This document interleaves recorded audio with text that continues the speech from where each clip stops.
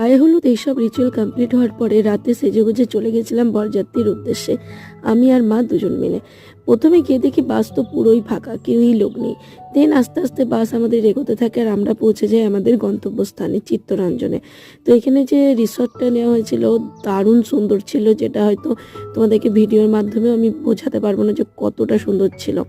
ভেতরে গিয়ে প্রথমে আমার গরম লাগতে স্টার্ট করে, যদিও মানে ভেতরটা পুরোই গরম ছিল। আর তোমাদের সাথে একটা নতুন জিনিস আমি এখানে শেয়ার করি, বরযাত্রীর কোণে যাত্রী গেলে আমরা সবাই কিন্তু টিফিন পাই, বাট এখানে কাঁসার থালার মধ্যে সুন্দর করে সাজিয়ে আমাদেরকে টিফিন পরিবেশন করা হয়েছিল, যেটা বেশ ইউনিক। দেন আমরা চলে গেছিলাম একটু স্টলের দিকে।